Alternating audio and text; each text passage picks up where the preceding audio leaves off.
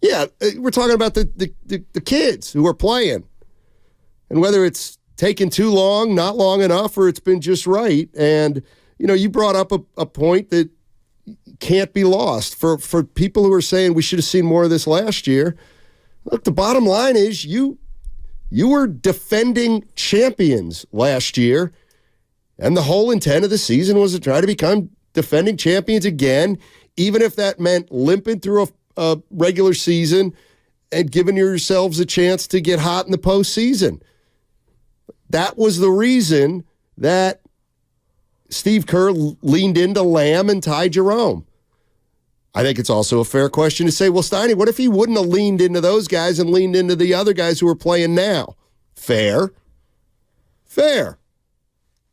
Yeah, I mean, I think, look, those two guys were, I think, the poster boys for the confusion that everyone had about the coaching decisions, why they're playing before this guy, why they're playing before that guy.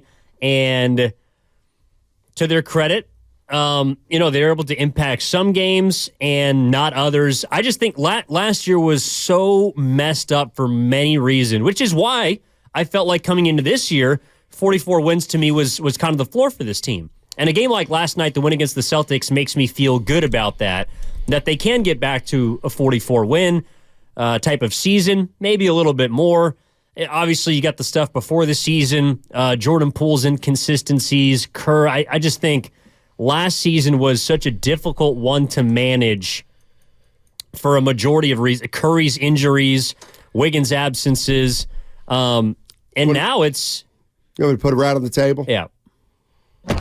Atco Pest Control. They're the best. Here's a rat on the table. Steve Kerr wasn't the biggest obstacle to the young players' growth last year. Draymond Green was. How about that? When Draymond Green hit Jordan Poole, the development of the young players maybe took a hit. By the way, some of those young players...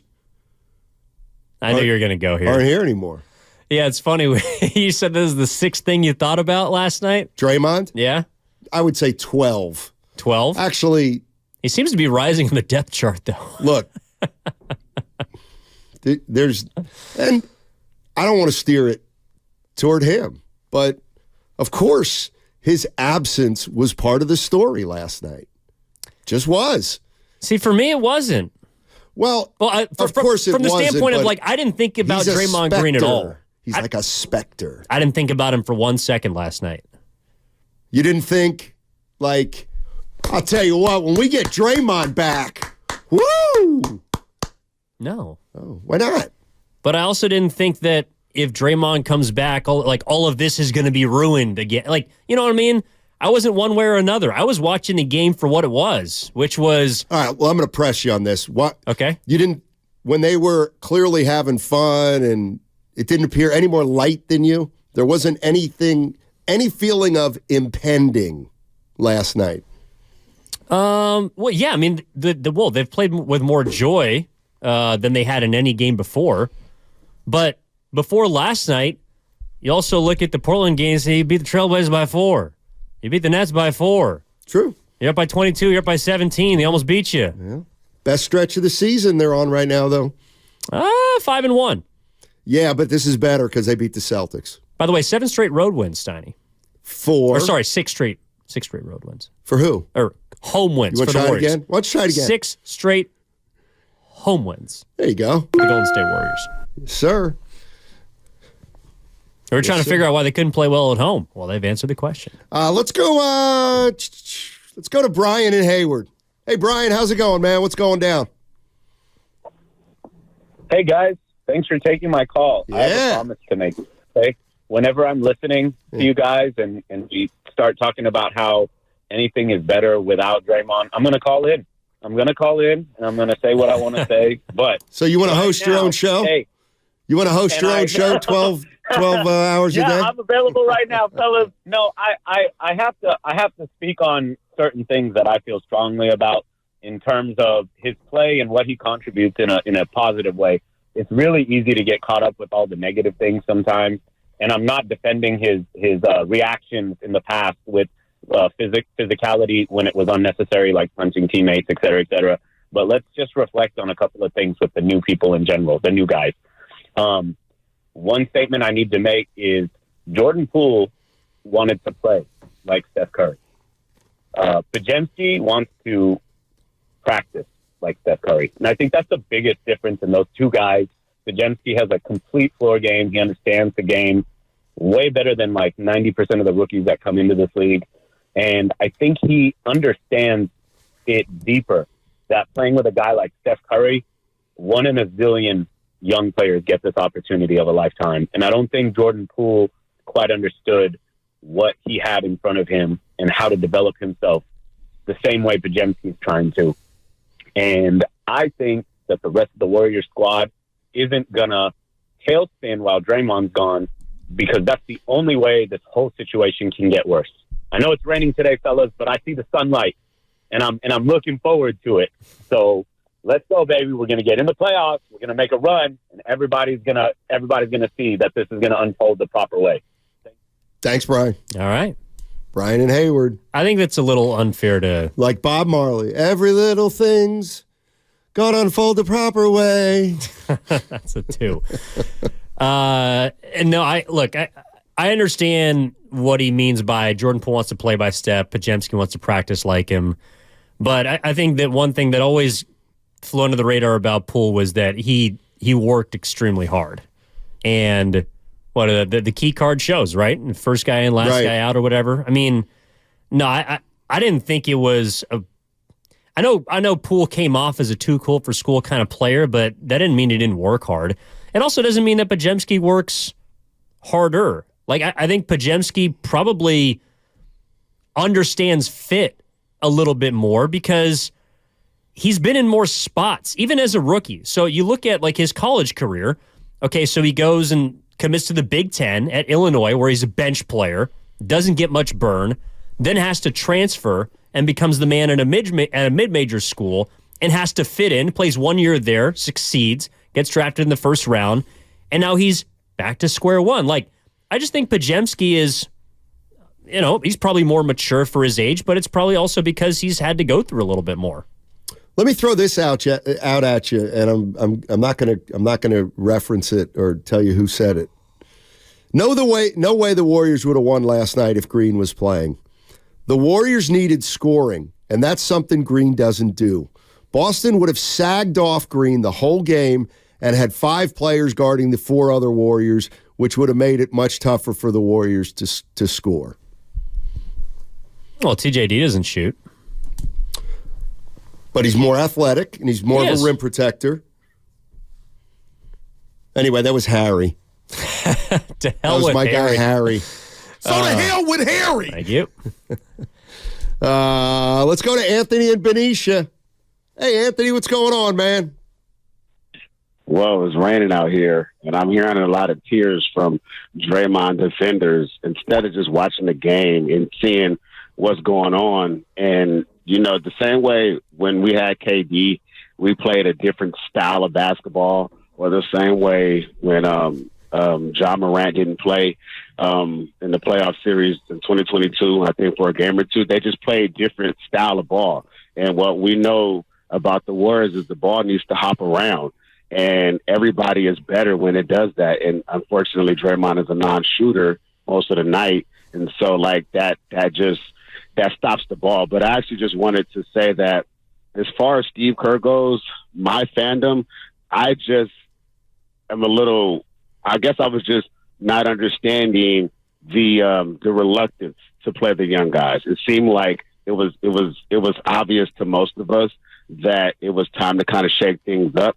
I understand that last season, yes, we were defending, so I don't even really want to speak about last season, but this season in particular, it seems more so that Steve Kerr's hand had to be forced to do these lineup changes and stuff rather than just kind of like letting it happen organically. Because when you think of GP2 being out, you think of CP being out, and you obviously Draymond Green being out, you kind of had to start, at least 1 or 2 of the youngsters. So I think, at least for me, it's just that it was more of a reluctance. That's why I'm kind of still, that's all I got. Oh, no, Anthony, you're the man. I appreciate the call.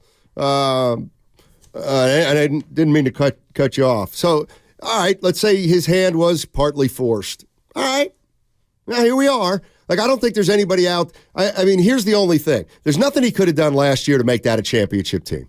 Period. End of story. The only thing he possibly could have done is coach differently so they're a little better team this year at this point because of young players' development. Well, we're here. You know, like here's another thing about, I was thinking about Draymond Green and young players.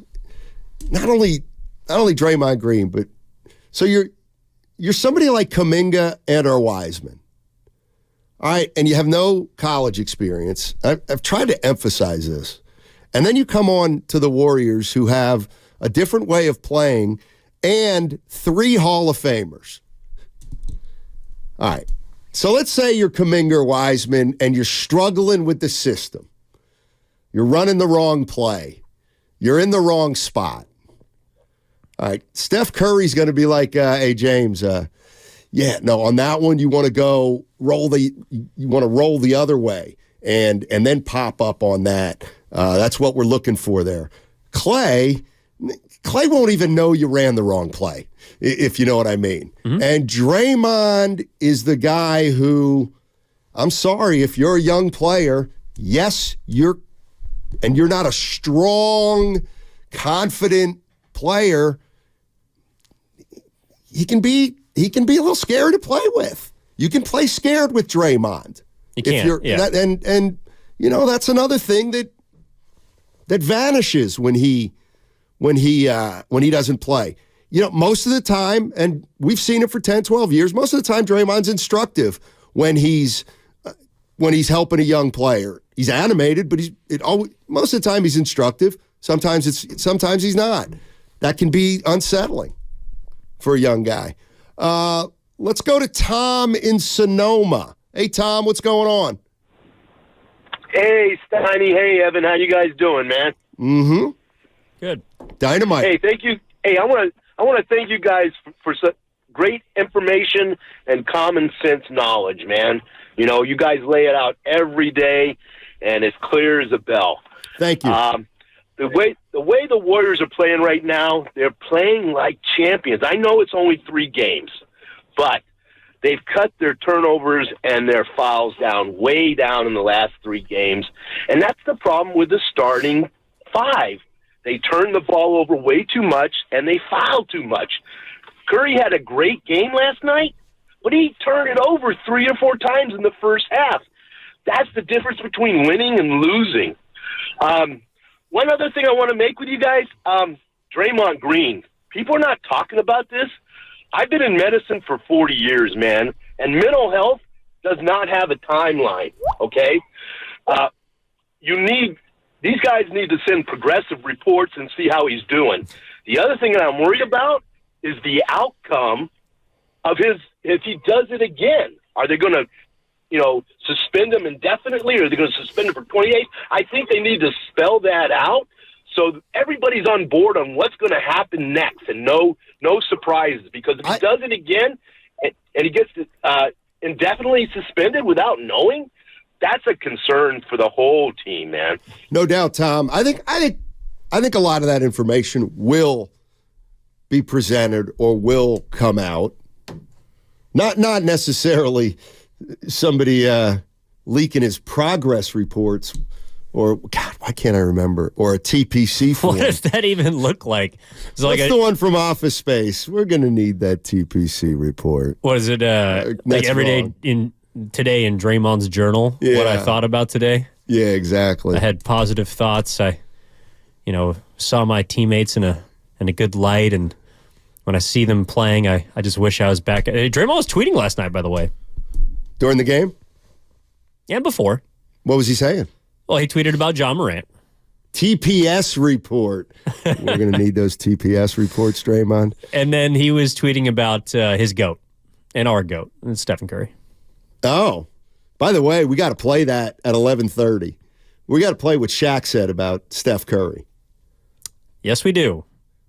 I'm going to tease that one. That's a 10-minute tease. I got a theory if you're just joining us. Oh, I got many theories on it. Okay. Oh, looking forward to it. I got many theories. Let's go out to Julie's in Oakland. That many people that thought about Draymond last night.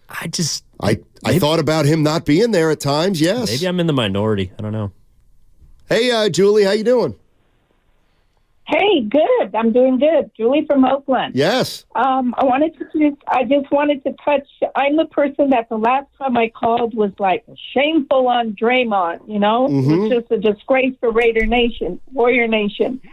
So Moody and JK, they had that look of, we know what we're doing, we know what we have to do. So that was their opportunity, and Kerr gave them the opportunity, and I think it's great. We need their energy. Klay Thompson, he was playing, I think, more relaxed. My comment the last time I called was like, you know, you could see like they're not relaxed because they're just worried about what's going to happen next when Draymond kind of just blows his head. Yeah. Yeah, and Chris Paul, I mean, really showed his years of experience. I mean, for him to throw that ball to Curry, you know, and throw it directly at him, and Curry just, I mean, that takes experience. And Draymond, what did he do? Oh, nothing. Text or tweeted. Oh, yeah. Tough. He tweeted, tough job. You know, really, I would like to see when he comes back that maybe he doesn't start.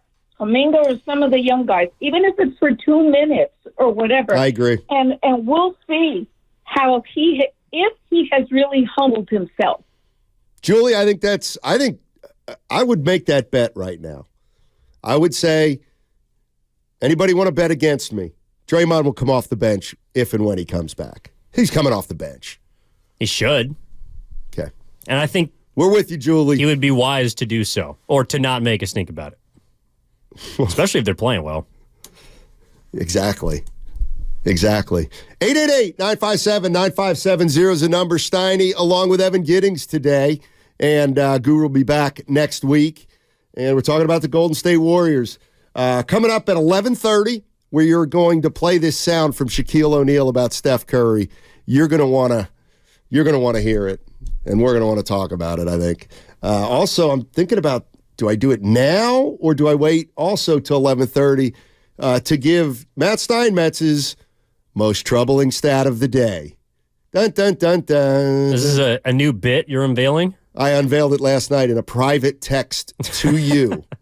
Oh, that's true. The most troubling stat.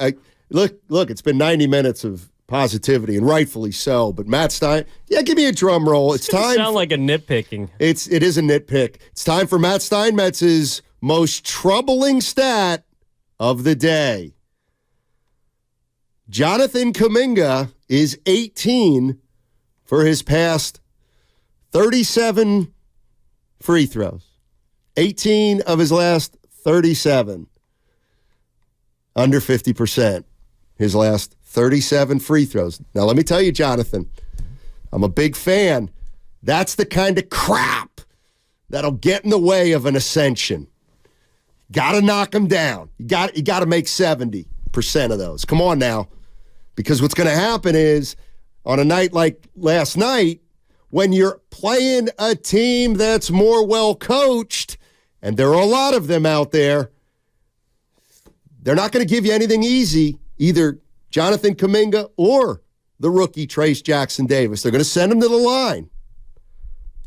So Kuminga, we're going to need you to start knocking a few more down. Boston's not a well-coached team. I was going to say, since we got a couple minutes here before the break, can we please talk about how idiotic a great team like Boston is?